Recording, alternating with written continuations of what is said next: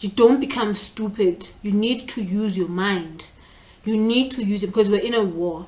So if you're going to be complaining, who are you complaining to? You're complaining to the very same person that you're saying is ill-treating you. So peace and blessings, family. Welcome to my channel. I am Sister Oz, and today I'm talking about Black Power. I love because it's become such a catchphrase, and I'm always suspicious when something becomes fashion or trendy. I raise my eyebrows and I start to dissect and I critically think and reason to myself. Why? Why is it such a trend, and why is it such a catchphrase? But we still don't see any improvements in our personal lives as these black, powerful people. I observe people who claim to be black power activists or pro-blacks and stuff like that, and I notice that these people, especially the ones who are becoming famous off of this, are people who are not willing to build. They are people who are just playing with our emotions, because they know that we are hurt as a community, that we need to heal as a community. They take advantage of this and they use it to make their lives more comfortable while they're claiming to be doing things to assist us. They're scamming us, and they're playing with our emotions because they know that the trauma is deep. They're playing with our emotions because they know that the trauma is deep, and anybody who touches on anybody's trauma has the ability to a certain extent to control this person. So I feel like we've been controlled and we've been lied to. I understand the idea of black power and Pan-Africanism was, promoted because people wanted to, actualize themselves and to attach themselves to a certain identity that they can be proud of, because nobody wants to attach themselves to an identity of a slave, or an inferior, subservient person that in this world just came to serve white people. So I understand the reasons and the importance of such works that were done by our elders. But now my question is, if then we know that we had historians, the Dr. Van Sertima's and the Dr. Sheikh Anta Diop's and the Dr. Amos Wilson's and all the others who, took their time to actually put in the work to identify certain things for us, why is it then that we're not transcending, and trying to understand when they explained to us what was happening during the transatlantic slave trade, during all of these invasions of Africa? That we've got a lot of historians, Dr.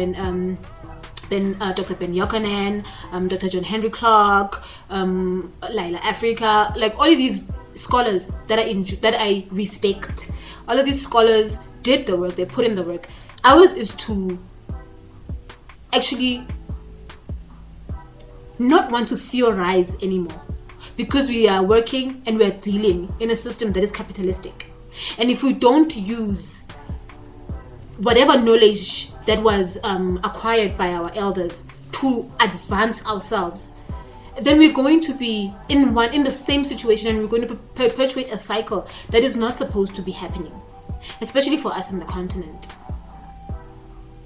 So if we are always going to be blaming white people, and I know and I understand that it's because of the slavery and the colonialism and the invasions and everything, but we realize what is happening, and as intelligent people in the art of war, you don't become stupid. You need to use your mind.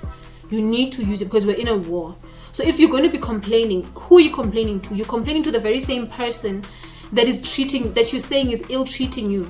So for me, I feel like all of this black power talk is just for people to comfort and to soothe themselves for nothingness, because people have not been physically and being proactive about their growth, be it economically, be it intellectually, be it whatever, in order for us to re-establish ourselves as queens and kings. Now we're throwing around titles and yeah, we're throwing around titles that have nothing to do with what is actually happening. We were queens and kings then, but then also I know that not everybody can be a king and a queen, but anyway, we were that then.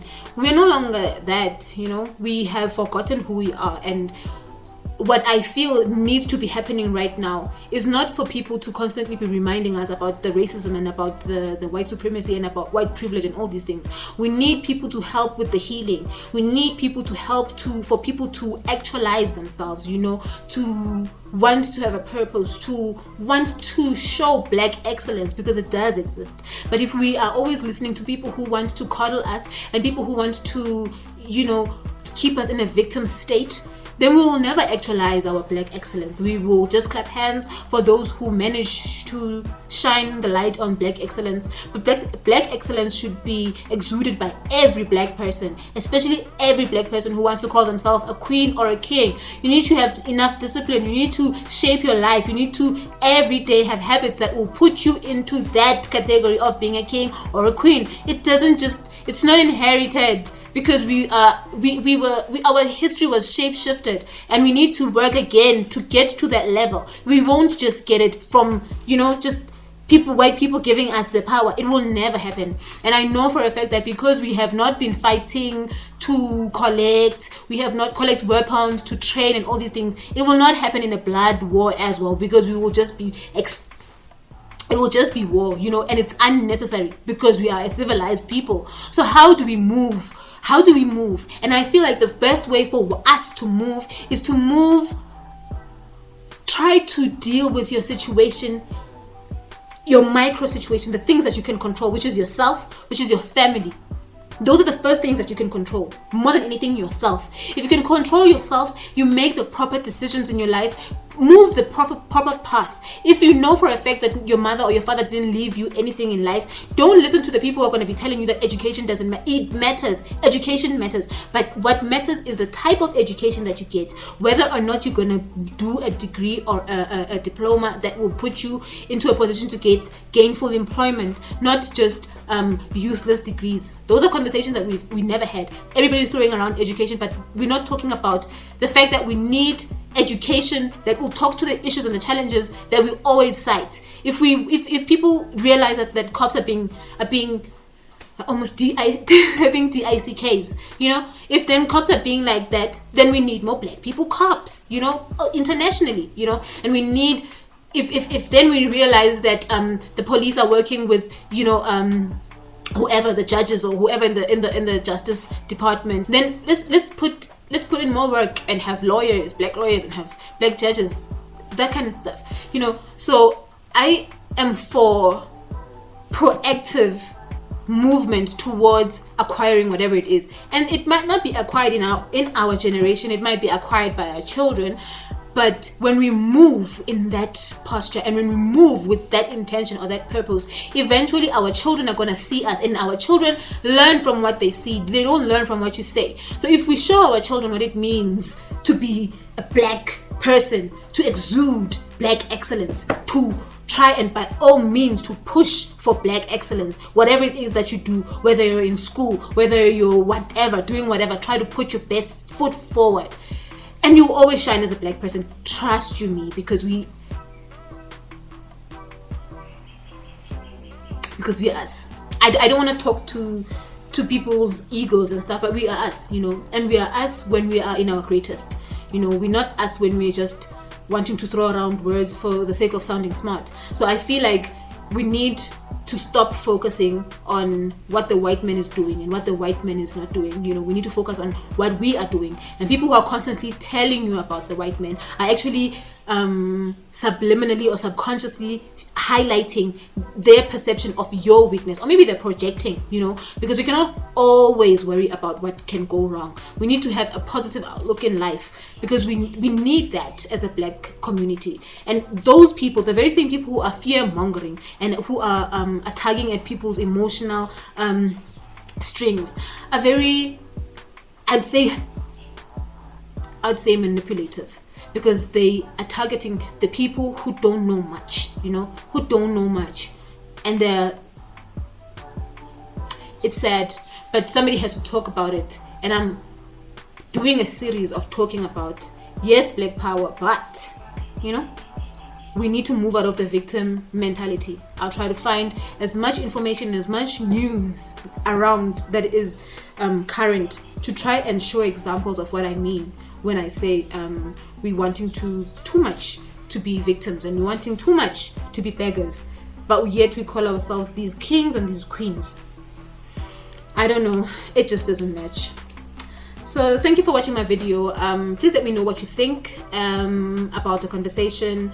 What do you think would make black people's lives better? Is it constantly being told that the white man is the devil and all these things? Is it? Let me know. Thank you for watching my video. Catch you in the next video. Bye out.